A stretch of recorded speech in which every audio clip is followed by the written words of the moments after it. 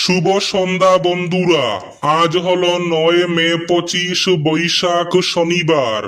আজকের সন্ধ্যার বিশেষ বিশেষ খবরগুলি হলো, তাহলে বিস্তারিত খবরে যাওয়ার আগে অবশ্যই ভিডিওটিতে একটি লাইক করে চ্যানেলটি সাবস্ক্রাইব করে পাশের বেল আইকনটি বাজিয়ে রাখবেন এবং ফেসবুক পেজটি ফলো করে ভিডিওটি অবশ্যই শেয়ার করবেন যাতে সঠিক তথ্যগুলো সবার কাছে পৌঁছাতে পারে।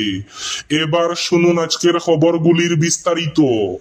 প্রথম, নরেন্দ্র মোদী ও অমিত শাহের উপস্থিতিতেই শপথ শুভেন্দুর।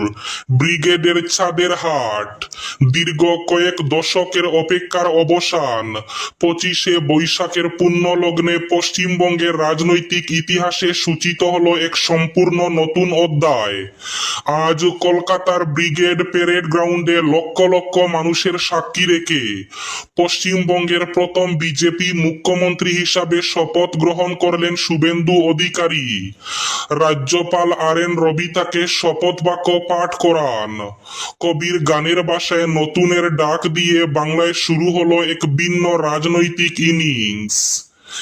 আজ প্রধানমন্ত্রী নরেন্দ্র মোদী এবং কেন্দ্রীয় স্বরাষ্ট্রমন্ত্রী অমিত শাহের উপস্থিতিতেই শপথ নিলেন শুভেন্দু এবং রাজ্যের বিজেপি সরকারের গোটা মন্ত্রিসভা। শপথ গ্রহণ অনুষ্ঠানে যোগ দেন 23টি রাজ্যের মুখ্যমন্ত্রী এবং 1 কেন্দ্রীয় মন্ত্রী। প্রতিটি পরিবারকে 4 লক্ষ টাকা খরচে পাকা বাড়ি নির্মাণের প্রতিশ্রুতি। উচ্ছেদে ক্ষতিগ্রস্ত 650 শিশুর পড়াশোনার দায়িত্ব নিলেন বদরুদ্দিন আজমল। নির্বাচনের সময় দেওয়া প্রতিশ্রুতি রক্ষায় ময়দানে নামলেন বিন্নাকান্দি কেন্দ্রের নবনির্বাচিত বিধায়ক মৌলানা বদরুদ্দিন আজমল। নির্বাচনের কয়েকদিন আগে ডবকা রাজস্ব চক্রের অন্তর্গত যমুনা মৌডঙ্গা সংরক্ষিত বনাঞ্চল থেকে উচ্ছেদ হওয়া পরিবারগুলোর পাশে দাঁড়ানোর যে অঙ্গীকার তিনি করেছিলেন, জয়ের মাত্র 4-5 দিনের মাথায় তা বাস্তবায়নের কাজ শুরু করলেন তিনি। শুক্রবার দুপুরে গৌহাটি থেকে সরাসরি রৌয়ারপাড় মাদ্রাসায় পৌঁছান বিধায়ক। সেখানে জুম্মার নামাজ আদায় শেষে স্থানীয় মানুষের সঙ্গে মত বিনিময় করেন, শিক্ষার আলো পৌঁছে দেওয়ার অঙ্গীকার করেন।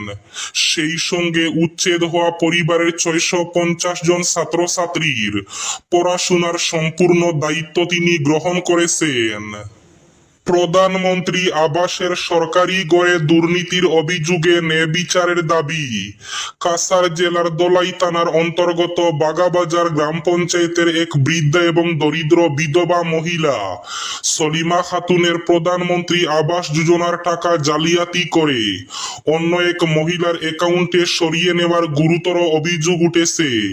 73 বছর বয়সী এই বৃদ্ধা অভিযোগ করেন যে তার নথিপত্র এবং PMAY আইডি ব্যবহার করে অন্য একজনের ছবি দিয়ে টাকা আত্মসাৎ করা হয়েছে।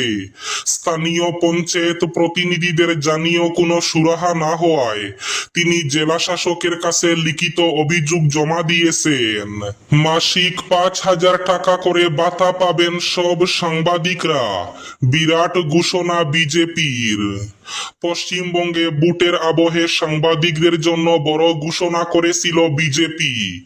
প্রেস ক্লাবে সাংবাদিক বৈঠক করে রাজ্য বিজেপি সভাপতি শ্রমিক ভট্টাচার্য জানিয়েছিলেন, রাজ্যে বিজেপি সরকার গঠিত হলে সমস্ত যোগ্য সাংবাদিককে প্রতি মাসে 5,000 টাকা করে ভাতা দেওয়া হবে। এবার যেহেতু পশ্চিমবঙ্গে বিজেপির সরকার গঠন হয়েছে, তাই যোগ্য সব সাংবাদিককে প্রতি মাসে 5,000 টাকা করে ভাতা দেওয়া হবে। সেই সঙ্গে তিনি স্পষ্ট জানান, রাজনৈতিক মতাদর্শ বা সংবাদ মাধ্যমের বিভাজন না দেখে সকল সাংবাদিককে এই সুবিধার আওতায় আনা হবে। তার কথায় আমরা ওরা নয়, সব সাংবাদিকই এই সুবিধা পাবেন। কাটিগড়ায় হলি ফ্লাওয়ার স্কুলের ঘটনায় তদন্ত শুরু। কাটিগড়ার হলি ফ্লাওয়ার স্কুলে ঘটে যাওয়া ঘটনাকে কেন্দ্র করে তদন্ত শুরু করেছে কাটিগড়া পুলিশ। ঘটনার পর থেকেই এলাকায় ব্যাপক চাঞ্চল্যের সৃষ্টি হয় এবং অভিভাবকদের মধ্যে উদ্বেগ দেখা দেয়। পুলিশ সূত্রে জানা গেছে, ঘটনার সমস্ত দিক খতিয়ে দেখা হচ্ছে এবং প্রয়োজনীয় তথ্য সংগ্রহের কাজ চলছে। প্রশাসনের এই দ্রুত পদক্ষেপকে স্বাগত জানিয়েছেন স্থানীয় বাসিন্দা এবং অভিভাবকরা। এদিকে শিশু মৃত্যুর ঘটনায় প্রকাশ্যে ক্ষমা চাইল কাটিগড়ার হলি ফ্লাওয়ার স্কুল। নিজেদের অসাবধানতার জেরেই মৃত্যু হয়েছে সাকিবের, কার্যত মেনে নিল স্কুল কর্তৃপক্ষ। প্রশাসন ও সমাজ যে শাস্তি দেবে তা মাথা পেতে নেবে স্কুল। অভিভাবক সমাজ ও প্রশাসন যদি বলে স্কুল বন্ধ করে দিতে, তাও মেনে নেবে Holy Flower Senior Secondary School. শিলচরে শিব মন্দিরে চুরি, দান বাক্স ভেঙে টাকা লুট। শিলচর শহরের মেহেরপুর এলাকার একটি শিব মন্দিরে চুরির ঘটনাকে কেন্দ্র করে ব্যাপক চাঞ্চল্যের সৃষ্টি হয়েছে।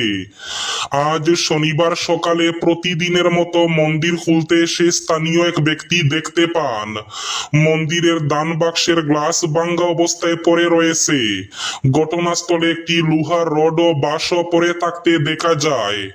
এরপর সঙ্গে সঙ্গে রাঙ্গিরখাড়ি টাউন আউটপোস্টে খবর দেওয়া হলে পুলিশ ঘটনাস্থলে পৌঁছে তদন্ত শুরু করে। প্রাথমিক অনুমান দুষ্কৃতীরা দান বাক্স ভেঙে ভেতরে টাকা নিয়ে পালিয়ে যায়। স্থানীয়দের দাবি মন্দিরের গ্রিল ও দরজা মজবুতভাবে বন্ধ থাকায় অন্যান্য মূল্যবান সামগ্রী অক্ষত রয়েছে। দুষ্কৃতীদের মূল লক্ষ্য ছিল দান বাক্সের টাকা। ঘটনার জেরে এলাকায় ক্ষোভের পরিবেশ তৈরি হয়েছে। হিমন্ত বিশ্ব শর্মার সুরে কথা বলছেন অখিল গগৈ, বললেন গৌরব গগৈ। রাইজোর দলের প্রতি সন্দেহ বিধানসভা নির্বাচনের আগে থেকেই বাসা বেঁধেছিল প্রদেশ কংগ্রেসের সভাপতি গৌরব গগৈর মনে। তাই রাইজোর দলকে বিরোধী ঐক্যমঞ্চে সামিল করার ক্ষেত্রে গড়িমসি করেছিলেন তিনি।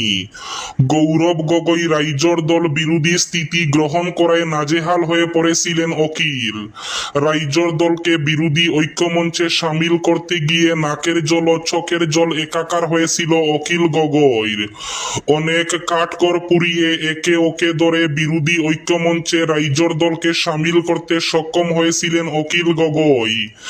বিধানসভা নির্বাচন অনুষ্ঠিত হওয়ার পর একথা নিশ্চয়ই বলতে পারেননি রাইজোর দলের সভাপতি অখিল গগৈ।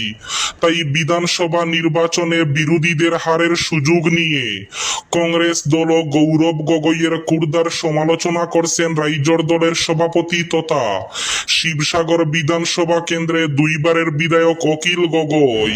এবার শেষ খবরটি, হাইলাকান্দির বিধায়ক মিলন দাসকে মন্ত্রী করার দাবি মৌলানা আবুল খয়েরের।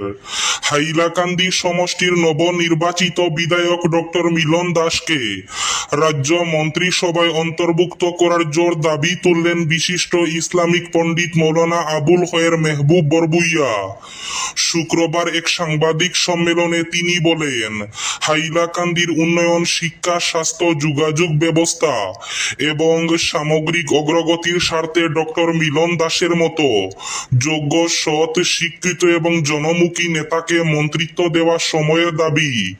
তিনি বলেন, বর্তমান সময়ে জনগণ এমন নেতৃত্ব চায় যারা উন্নয়নের ভাষা বুঝেন, মানুষের সমস্যা উপলব্ধি করেন এবং প্রশাসনিক দক্ষতায় এলাকাকে এগিয়ে নিতে সক্ষম হন।